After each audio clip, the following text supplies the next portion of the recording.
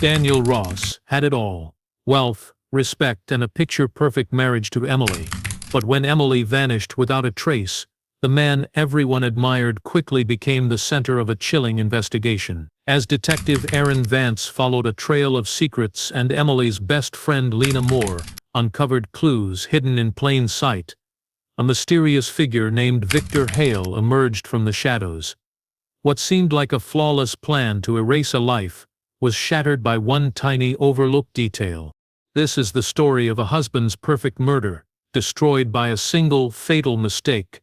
Daniel Ross had everything a man could ask for: an impressive job as a finance consultant, a beautiful home in the suburbs, and a wife most would envy. Emily Ross was graceful, kind-hearted, and heir to a family fortune that stretched back generations. Their brick mansion stood on a quiet, tree-lined street, the kind of place where neighbors waved from porches and gossip barely scratched the surface. To the outside world, they were the golden couple. Elegant dinner parties, matching outfits on vacations, hand in hand at charity galas. No one suspected that something was quietly rotting beneath the surface of their perfect life. Daniel wasn't always distant. In the early years of their marriage, he had doted on Emily, surprising her with flowers, cooking dinner after long workdays, and planning spontaneous weekend getaways. But something changed. It was hard to pinpoint exactly when. Maybe it began with the silent dinners, or the way Daniel's eyes lingered on his phone when Emily spoke. She brushed it off at first, blaming stress or long hours at work, but deep down, a small knot of worry began to form, a quiet whisper that something wasn't right. Emily had always trusted her instincts. She didn't speak of her concerns, not even to Lena, her closest friend since college. She was too proud to admit that her perfect marriage was fraying. But she noticed things. Daniel's locked office drawer that had never been locked before, the new password on his laptop, the phone calls he took outside, speaking in a tone just low enough not to be understood. He had excuses for everything: conference calls, investment reports, privacy for his clients. His explanations were smooth, well practiced, but too smooth, too convenient. One afternoon, while Daniel was out, Emily tried to open the locked drawer. She failed. The key was gone. She stared at it for several minutes, feeling a coldness settle in her stomach. Something was in there, something he didn't want her to see. She told herself she was overthinking. After all, Daniel had never raised his voice, never laid a hand on her, never done anything overtly cruel, but that made it worse. The silence was heavy. The distance between them grew wider by the day, like a chasm opening beneath their feet. Meanwhile, Daniel had his own thoughts. He moved with precision, every decision mapped out weeks in advance. No one knew that behind his charming smile and steady tone, a plan was forming, one that required time, patience, and absolute secrecy. He was careful not to raise suspicion. He still brought flowers now and then. He kissed her forehead. He pretended to be tired, but loving. Behind closed doors, though, he was calculating. He had been researching for months. Not just investments and stock markets, but crime specifically, how to commit one without getting caught. He read court transcripts, studied failed attempts, learned from the mistakes of others. The internet, ironically, was full of people who thought they could outsmart the law. Daniel believed he could do better. He wasn't angry. He wasn't desperate. He was simply cold and logical. Emily's death would solve everything: his financial problems, his restlessness, his need for a fresh start without the baggage of a divorce that would cost him half the estate. Daniel knew how the world saw him: responsible, respectable, mild-mannered. He used that at his advantage. No one would suspect a man like him. And Emily? She trusted him too much. That was her only mistake. But while Daniel thought he had everything under control, he failed to notice the small things.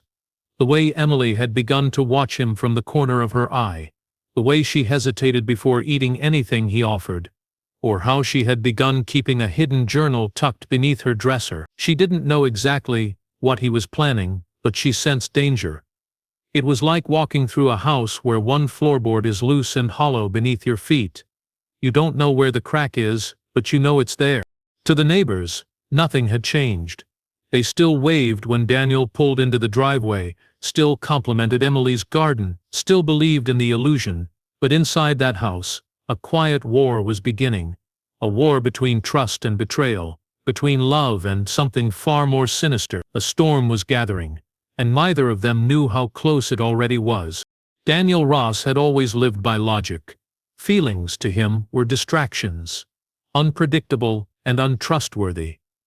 Unlike Emily, whose heart often led her decisions, Daniel believed in control, and now, more than ever, he needed that control. For months, he had been leading two lives.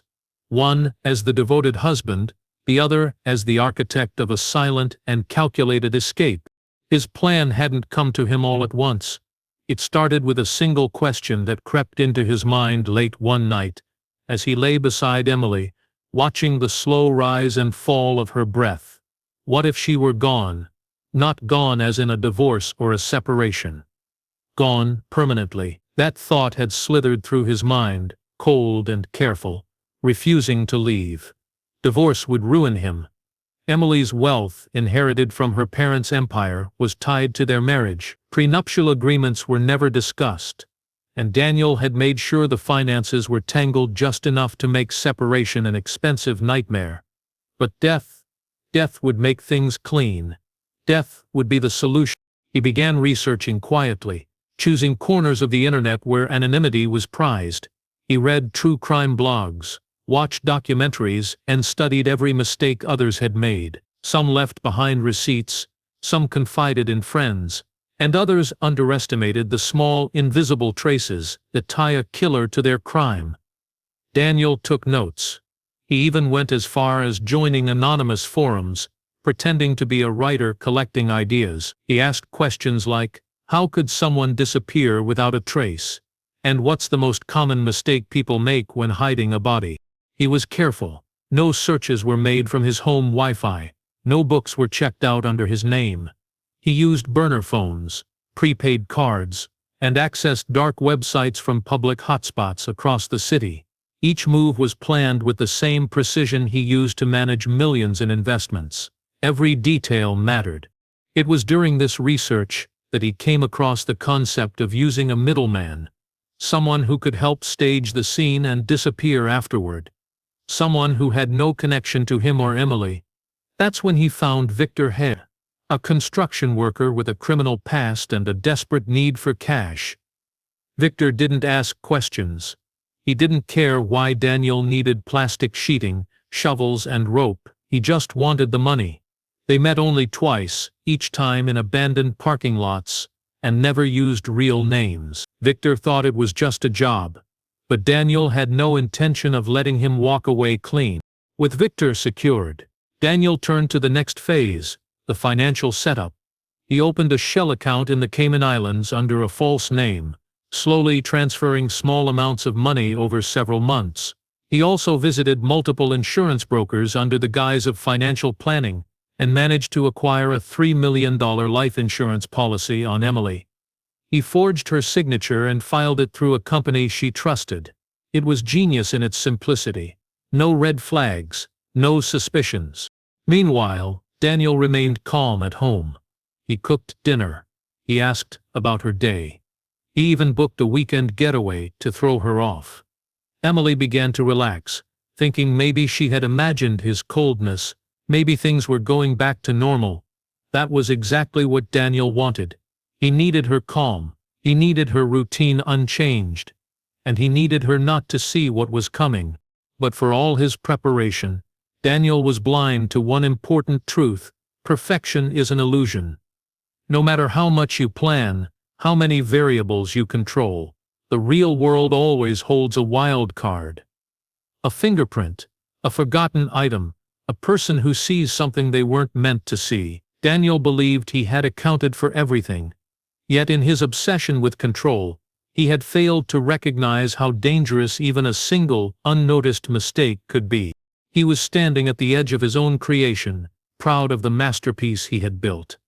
but the tighter he held on to the plan, the more fragile it became. The trap he was building for Emily was nearly finished. What he didn't realize was that it might trap him, too. It was a cold, gray morning when Emily Ross vanished.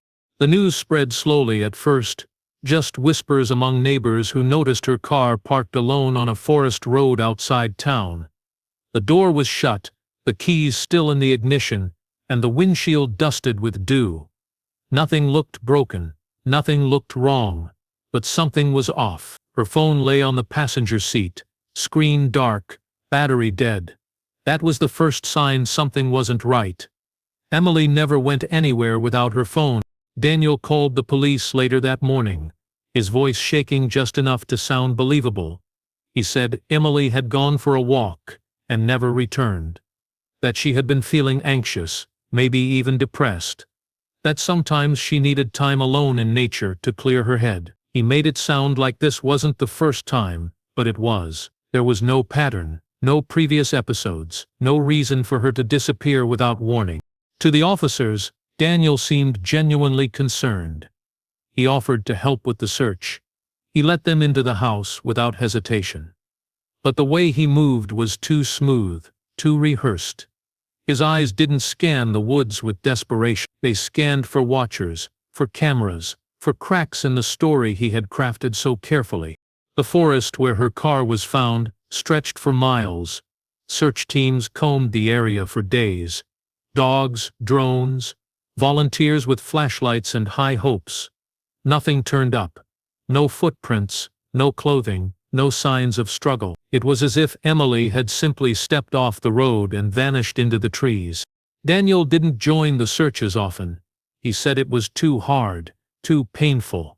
Instead, he spoke the media. He cried in front of cameras, voice breaking as he asked for help finding his beloved wife. Photos of them smiling together flashed across TV screens, anniversary trips, birthday dinners, sunny days now darkened by mystery. People believed him, they wanted to. He looked like a man destroyed by grief, but not everyone was convinced. Lena Moore watched the news coverage with a growing knot in her stomach. She knew Emily, knew how she walked, how she thought, how she felt things too deeply to just walk away without a word. If Emily had planned to leave, she would have told someone. And that someone would have been Lena. They had shared secrets for years, heartbreaks, fears, late-night texts when things felt too heavy. And lately, Emily had seemed on edge. Not outwardly, not loudly, but there was something behind her eyes. A quiet fear. A subtle tension that only someone close would notice. Lena tried reaching out to Daniel, but he avoided her, said he was overwhelmed, said he couldn't talk, said he appreciated her concern, but needed space. That's when her suspicion turned into certainty. She began keeping notes, details, timelines, anything that felt off. She knew she had no proof, not yet. But she also knew this story didn't add up. The police weren't ready to treat it as foul play. Not yet. There were no signs of violence, no witnesses, no obvious motive. Just a missing woman and a husband, who played his part a little too well. But even the best performances begin to crack with time. Daniel couldn't fake concern forever. As days turned into weeks, the news cycle began to cool. Public attention moved on, but behind the scenes Detective Aaron Vance was beginning to dig deeper.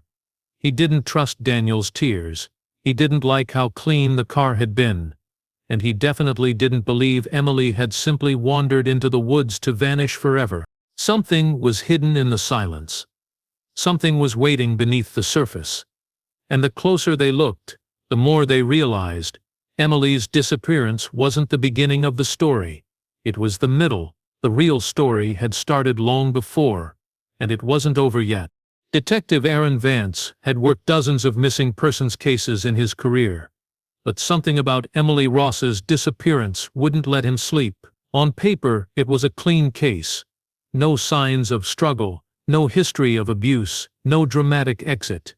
But it was that very neatness that troubled him. Disappearances are rarely tidy. People leave chaos when they vanish. Half-packed bags, last-minute texts, receipts, cameras that catch a glance or shadow. Emily left nothing, and that kind of nothing always meant something.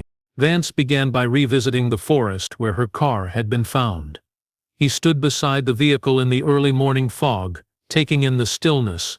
The interior was undisturbed, the seat adjusted for someone her height, the car's odometer showing no long trip. Yet something felt unnatural. The passenger seat, where her phone had been found, was almost too clean. No fingerprints on the screen, no smudges, no recent activity. It was like someone had wiped it down, but not well enough.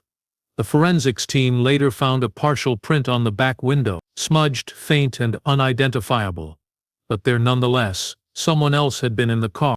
Back at the station, Vance dug into the couple's history. Financial records, insurance policies, personal correspondences, anything that could help build a picture of their life together. Emily's accounts were stable, untouched, no large withdrawals, no booked travel, but Daniel's records raised immediate questions. In the last 8 months, he had quietly opened a new offshore account, one not listed in any of his tax filings. Even more curious was the sudden purchase of a life insurance policy in Emily's name, a hefty one, $3 million, signed and processed just 3 weeks before her disappearance. The signature on the paperwork looked like Emily's, but the ink told a different story. It had been printed, not signed in person. Vance sent the document to handwriting experts. In the meantime, he paid an unannounced visit to Daniel Ross. Daniel answered the door in a black sweater, his face thinner than in the pictures, his eyes tired but controlled. He invited Vance in with the calm demeanor of a man who had nothing to hide. The house was spotless. Too spotless. Vance noticed the scent of bleach in the hallway. Daniel said he had hired a cleaning crew, said the mess from all the visitors, the search teams had been overwhelming. They sat in the living room. Vance asked simple questions, watching Daniel's reactions closely. When was the last time he saw Emily? Had she talked about leaving? Was there anyone who might want to hurt her?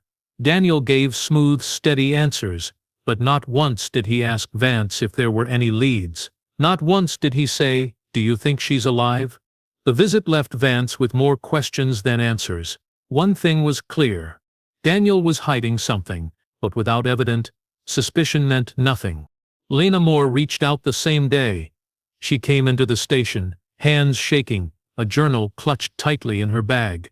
She said Emily had given it to her months ago, with one simple instruction: "Don't open it unless something happens to me." Vance read through it that night. Page after page detailed strange behavior, Daniel's new passwords, the locked drawer, purchases Emily hadn't made, and a growing fear that she was being watched in her own home. There were no accusations, just observations, but together they painted a chilling picture. The journal changed everything. Suddenly, Emily wasn't a woman who walked away. She was a woman who saw danger coming and left behind clues in case she didn't survive it. The next morning, Vance ordered a full review of Daniel's phone records, internet history, and bank activity. He also began a quiet search for any contacts that Daniel might have paid off. One name kept appearing on digital receipts, buried in fake invoices: Victor Hale. Vance didn't know it yet, but he was about to uncover the first thread in a very dark tapestry, one that, when pulled, would expose the lie Daniel had worked so hard to build. Lena Moore couldn't shake the feeling that Emily had known her fate long before it happened. The journal she had given Lena months ago, sealed in a plain manila envelope and buried beneath sweaters in her closet, had become her obsession. She read and reread each entry, trying to decode every word, every sentence, searching for something, anything that might reveal where Emily was or what had truly happened to her. The journal was methodical, just like Emily. Each page was dated. Some entries were mundane, grocery lists, reminders, meetings, but scattered in between were fragments of paranoia, patterns of fear that had grown steadily over the past year. "Daniel's been coming home late, says it's work, but I know he's lying." Another: "The drawer is locked again. It wasn't before, he changed the lock." And one that chilled Lena to her core: If something ever happens to me, don't trust what you see first. Look for what doesn't belong. That line played over and over in Lena's mind. Look for what doesn't belong. But what did that mean? What had Emily seen? Lena remembered the last dinner they all had together. It was at the Ross house, just a few weeks before Emily disappeared. There had been nothing unusual, except for a moment when Emily had reached for her necklace and stopped mid-motion, her fingers resting against her throat, her eyes frozen on Daniel as he poured her a glass of wine. Lena thought it had been nothing at the time. Now it felt like a warning she hadn't understood. Lena returned to the Ross house the following weekend under the pretense of checking in on Daniel. She brought homemade soup and a fake smile. He welcomed her awkwardly, clearly surprised by the visit, but let her in. As they chatted in the kitchen, Lena's eyes wandered, scanning the space. She looked for what didn't belong. That's when she noticed it. Emily's necklace, a thin silver chain with a tiny sapphire pendant, was missing from the jewelry stand in the bedroom. Emily had worn it every day since college. She never took it off, not even in sleep. Lena asked casually about it. Daniel shrugged, said she probably misplaced it. But Lena knew better. The next day, she called Detective Vance. The necklace, the journal, the strange behavior, everything pointed to Chuddy Dark. Something hidden. Vance listened carefully. The mention of the necklace struck a chord with him. It wasn't just a piece of jewelry, it was a symbol, something personal, something that might have been taken intentionally, maybe even a trophy. He instructed his team to search local pawn shops, second-hand stores and online marketplaces for any sign of the necklace. Days passed with no results, but Lena's tip had reignited the case. Meanwhile, Vance dug deeper into Victor Hale, the name that had appeared repeatedly in Daniel's hidden invoices. Victor had no known address, no official job, but a long record of petty crimes and suspicious activity. Surveillance footage from a hardware store across town showed Victor buying plastic wrap, gloves, rope and duct tape on the same day Emily disappeared. The transaction had been made with cash, but the security camera had captured his face. When Vance pulled the footage, he saw something else. A man waiting in a car just outside the store. The car was registered to Daniel Ross. The pieces were coming together. Emily's disappearance wasn't random. It was deliberate, planned, executed with precision. But the people behind it were beginning to slip. They had overlooked the smallest details: an old necklace, a curious friend, a journal kept in secret. And now, with Lena pushing and Vance closing in, the carefully constructed story Daniel had created was starting to crumble. He had tried to erase Emily, but she had left her mark in ways he couldn't erase. The truth wasn't buried, it was just waiting to be found. The call came just after dawn, from a park ranger stationed near the northern edge of Pine Hollow Forest, an area rarely visited and even less explored. He reported a foul odor coming from an abandoned hunting cabin deep in the woods, too strong to be from any animal. It was the kind of tip Detective Aaron Vance had learned not to ignore. By mid-morning, Vance and his team had hiked nearly a mile through thick brush and uneven terrain, guided by the ranger's directions. The air was heavy, still, the trees seemed to press in tighter with every step. When they reached the cabin, it looked like it hadn't been touched in years. Boards weathered, windows cracked, door hanging on rusted hinges. But the smell confirmed what they all feared: something or someone was inside. They breached the door with a crowbar. It creaked open slowly, releasing a wave of decay that struck them like a wall. The interior was dark, but the sun filtered through the broken windows just enough to reveal the truth. In the far corner of the single-room cabin, covered in sheets of plastic and hidden beneath loose floorboards, was a shallow grave. The plastic had begun to decompose. The earth was disturbed. Bones were visible beneath the dirt. They had found Emily Ross. The cabin became an immediate crime scene. Forensics moved carefully, cataloging every inch. The body was wrapped in layers of industrial plastic, sealed with duct tape, too clean, too methodical for a random crime. There were no fingerprints, no blood, no weapon left behind, but the silence of the scene said everything. Someone had gone to great lengths to hide her, and they had nearly succeeded. Back at the station, Vance waited for the lab to confirm what he already knew. It was Emily.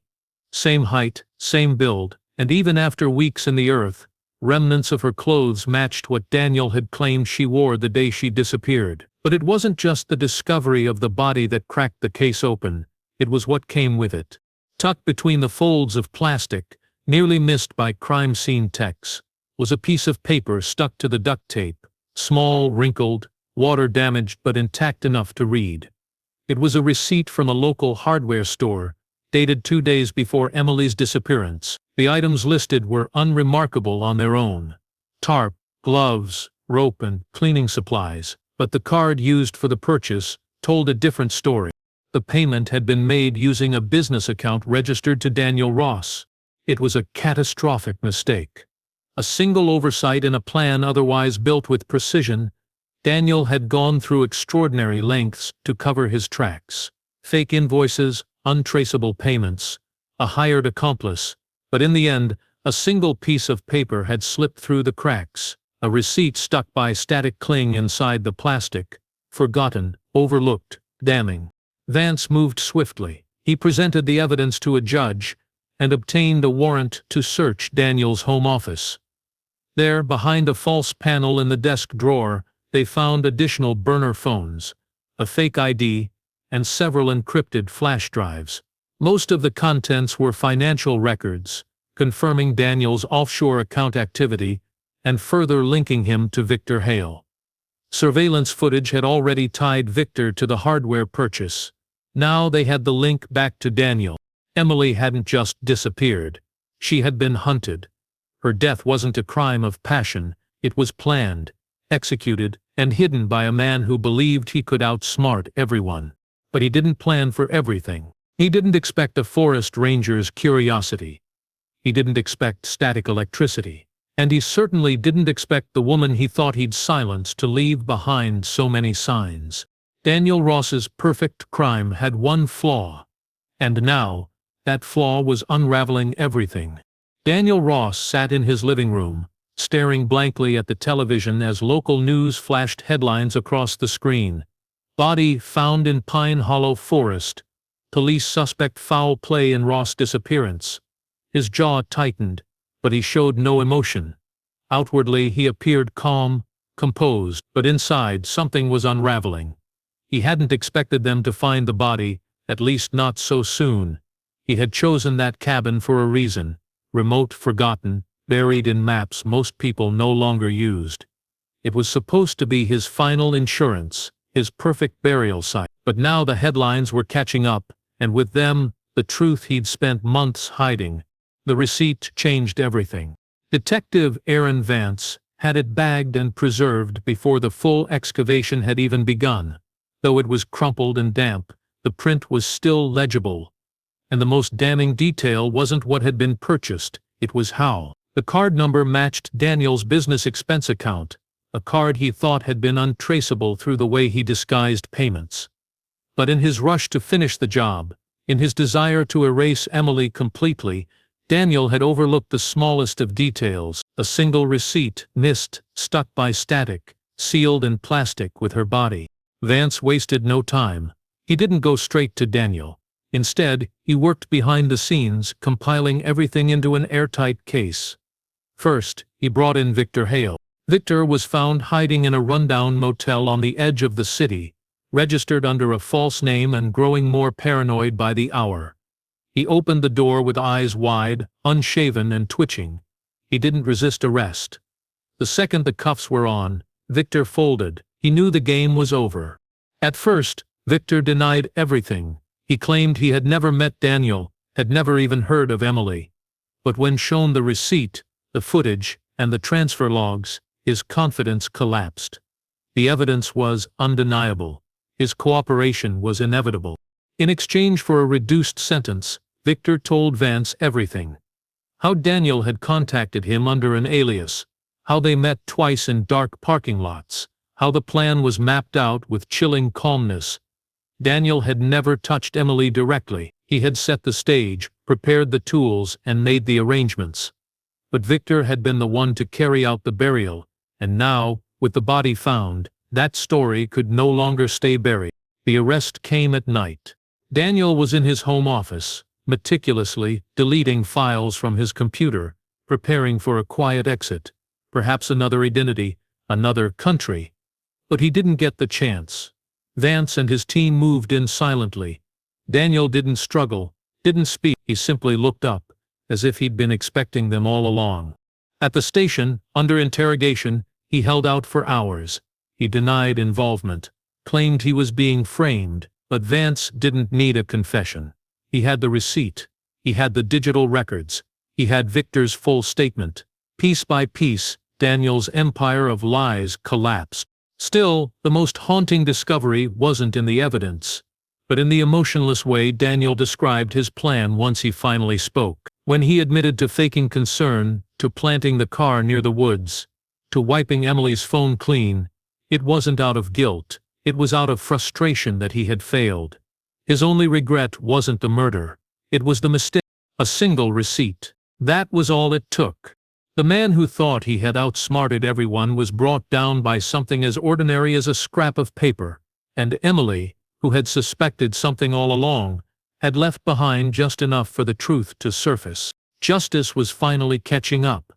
But for those who knew her, the pain of losing Emily would never fully fade. Still, there was comfort in knowing the monster behind the smile was now unmasked, and would never walk free again.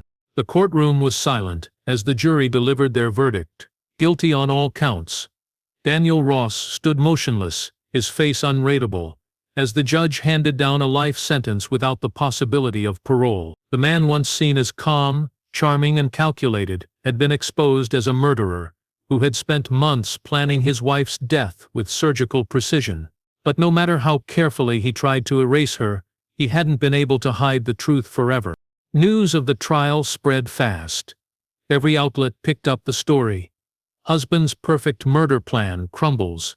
Killer exposed by a single mistake. The public had been fascinated by the idea of a man who thought he was smarter than everyone else, only to be undone by something so small, so ordinary, it almost seemed poetic. That receipt, crumpled, overlooked, and stuck to plastic, had spoken louder than Daniel ever could.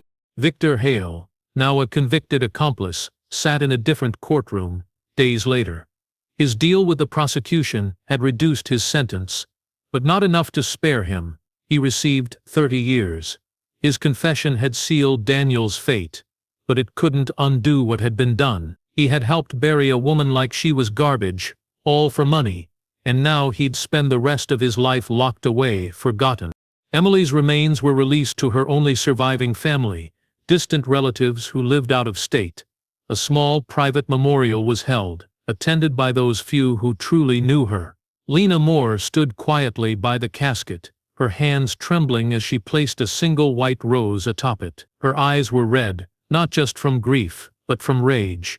Rage that her friend had sensed the danger, cried out in silence, and still hadn't been saved in time. After the funeral, Lena turned her pain into purpose. She founded the Emily Trust, an organization dedicated to helping women in emotionally manipulative and dangerous relationships. Those relationships that look perfect on the outside, but are filled with fear, control, and isolation behind closed doors. The organization quickly gained support, with donations pouring in from people moved by Emily's story. Her journal entries were later published, not in full but selectively, used as part of workshops and outreach programs. A way to help others recognize the warning signs that Emily had documented so carefully. Detective Aaron Vance returned to his regular duties, but something about the case stayed with him. He had solved homicides before, arrested dangerous men, but this one haunted him. Not because of how it ended, but because of how close Daniel had come to getting away with it. Had it not been for the receipt, the forest ranger and Lena's refusal to stop asking questions, Emily would have become just another unsolved missing persons file, her story buried with her. Sometimes, Vance would pull up the evidence photo of the receipt, the one stained, wrinkled, clinging to the duct tape like it had refused to be forgotten. It reminded him that no plan is truly perfect, that evil can wear a kind face, live in a clean house, and smile at the camera. But it also reminded him that truth has a strange way of surfacing, even when buried deep. Daniel Ross now spends his days in a maximum security prison, where time moves slowly and no amount of intelligence can buy freedom. He is no longer the brilliant husband or respected professional. He is inmate 924116. His name, once tied to success and elegance, is now a cautionary tale. And Emily, though gone, left a legacy far stronger than he ever expected. Her story, her warnings, her courage to document what felt wrong, even when she couldn't yet prove it, saved lives. The man who thought he had planned the perfect murder forgot one thing: the dead can still speak, and sometimes the smallest mistake can echo the loudest.